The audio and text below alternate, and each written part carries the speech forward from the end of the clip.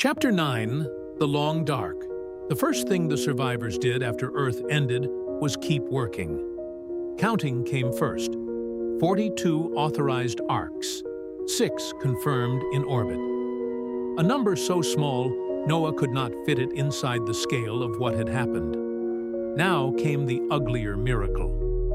Continuing, the last kingdom held orbital clearance while the remains of Earth spread behind it in a widening halo of ash, vapor, ocean, and atmosphere.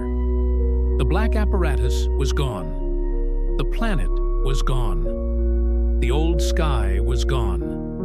The work remained. Restraint locks released in sections. Medical checks came first, then structural review, then movement clearance. Bodies that had survived launch still belonged to procedure. Noah's harness opened with a soft click, but for a moment he did not move. I'm fine. No. Falling with style. Mara almost smiled. Then the shore returned behind Noah's eyes. Crystal clear water beneath impossible light. A child at its edge. Something tall and still behind him. And flowers laid around a hand that was not human. Noah? I saw something. A shore, not Earth. Medical advisory. Dr. Noah Kepler remains flagged for acute stress response and neural irregularity. Clinical review recommended. Thank you, Cassia. You are welcome. That was not gratitude. Acknowledged. Across the flight deck, the awake crew began the slow work of becoming bodies again. Some checked wounds. Some reached for tools. Some stared at the archive window where Earth's wreckage still burned. Some cried quietly. The numbers did not improve.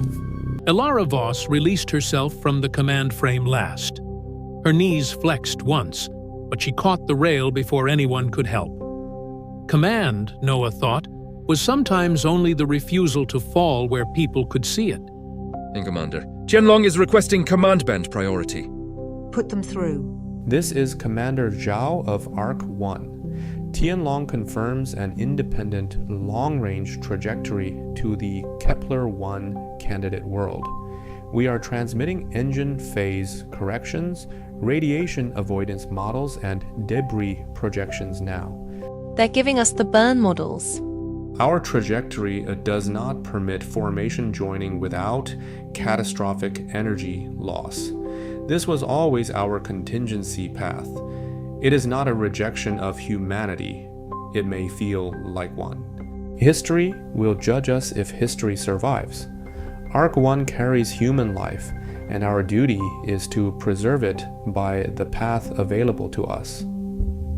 The last kingdom holds the strongest common band lattice. We recognize you as formation lead for the remaining cluster. May your people wake, may your vessels hold, may we meet again under gentler stars. Tianlong's marker brightened as the data packet completed, then began to pull away. Its phase-stacked engine folded distance into a silver distortion none of the others could match. Some would call it betrayal. Some would call it wisdom. That them abandoning us? They've chosen a different path. One we can't follow. Aye, convenient name for it. Concordia, Medved, Hinode, Mayflower. Confirm capacity to hold common band formation and clear Earth's debris range. Concordia confirms. Primary guidance remains degraded. Cryo Ring 2 is under thermal variance. We can hold if correction models are shared continuously. The last kingdom has you. Stay inside the low drift envelope. We will carry shared correction until your guidance stabilizes. We will hold. Ark 17 confirms formation. Civilian cryo integrity acceptable. Command. I don't like that. Neither do I. Ark 21 confirms. Thermal control damage is contained for now. We have casualties among the awake maintenance crews. We grieve with you. This is President Jonathan Rourke aboard Ark 29 Mayflower. United States Continuity Authority is active. We confirm survival, minor hull damage, and full command functionality. Mayflower, the Last Kingdom confirms your signal. General Cross, Mayflower Military Command. We can maintain formation if corridor data is shared. Weapon systems remain secured unless an external threat emerges. 6 survivors, 5 together, 1 already choosing its own shore. All awake crew, 6 surviving Ark vessels are confirmed. Tianlong has taken an independent trajectory. The remaining 5 are establishing common band formation to clear Earth's debris range. Earth is gone. Deal with that fact however you must. Our first duties are simple. Keep the sleeping alive and keep the ship intact. Grief will come, let it. But do not let grief take the watch from your hands. We are what remains. That does not make us chosen. It makes us responsible. All awake crew are advised to submit to psychological evaluation. Your timing, as always, is appalling. Timing assessment acknowledged. Time waits for no man. Short-range formation, vector prepared. Long-range acceleration requires a confirmed target. I can get us clear of the graveyard, Commander. But before we light the lattice for anything serious, I need to know which star we're aiming at. Options. Filtering candidate worlds by distance, rocky mass, stellar stability, catalog confidence, and whether 5 damaged arcs can arrive before their systems age out.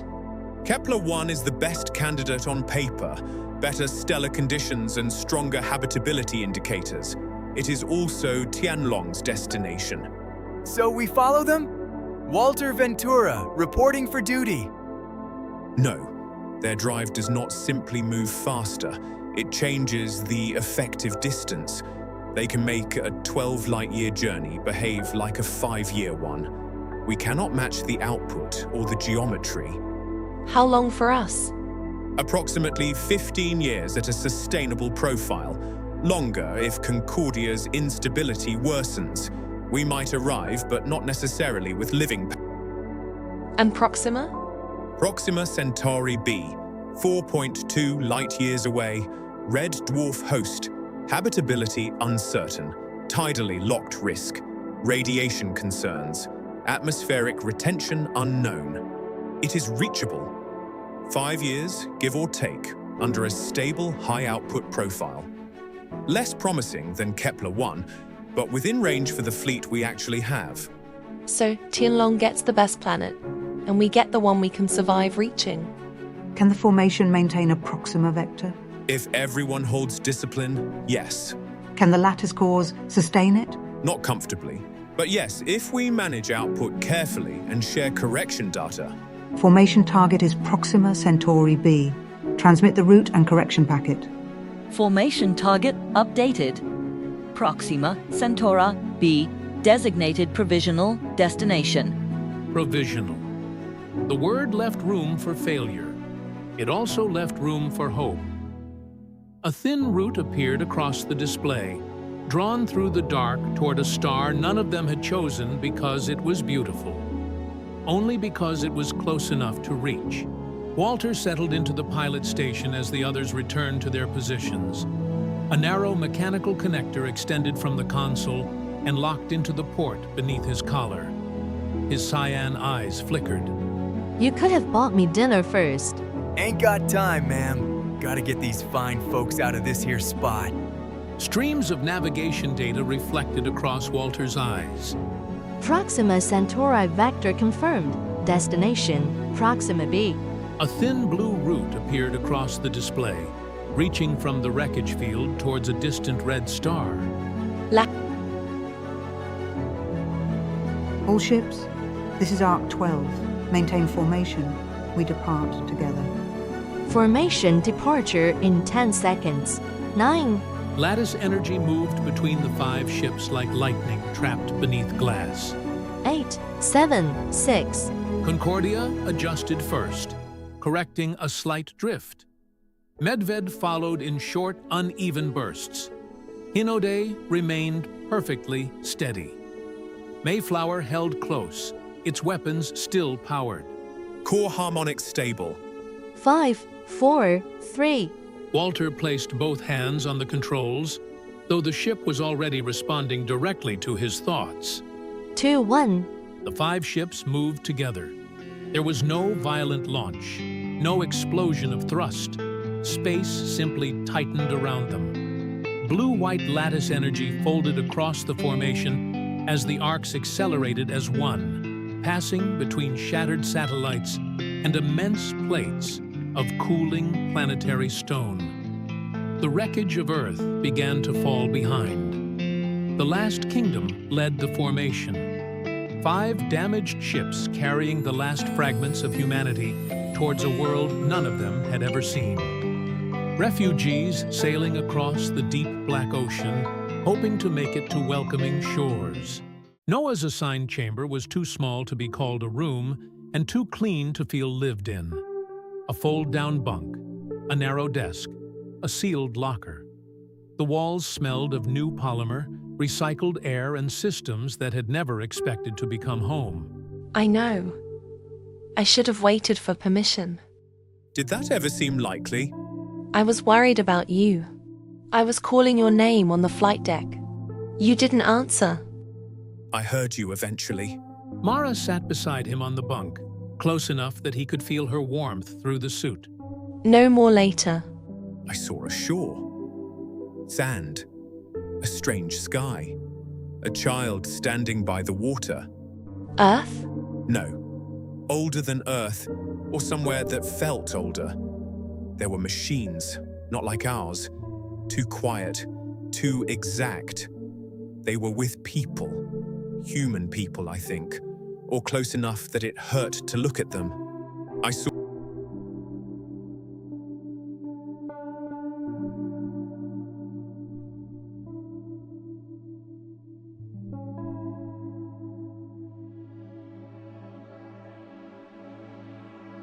The hooded man showed you? The one no one else saw? Yes. Do you think he is real? I think Earth was not the first thing that machine destroyed. We are part of something larger than we understood.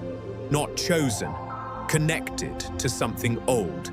Something that noticed us before we noticed it. And what comes next? Good. If you'd given me a complete answer after a vision from a ghost on the day Earth died, I'd have been much more worried. Mara took his hand. No glove. No launch fabric pretending to be touch. Just skin. Cold from shock and warm because it was alive. When you know more, you tell me. And if knowing more breaks me? Then I'll sit with the pieces. That sounds like a terrible job. It is. But it's the only one any of us have left. We have to be there for each other now. We're all that's left. Left? Dr. Kepler, Commander Voss requests your presence in Continuity Command in 12 minutes. Of course she does. Come on, Doctor. Apparently we have parts to play. He stood slowly. This time, he did not fall. Beyond the hull, Concordia limped. Medved flickered. Hinode steadied. Mayflower watched everyone with loaded caution. The last kingdom held the middle because someone had to. Behind them, earth vapor, dust and ash became evidence. Ahead of them, the long dark waited. Somewhere inside the impossible hum of the lattice, Noah thought he could still hear waves breaking on a shore.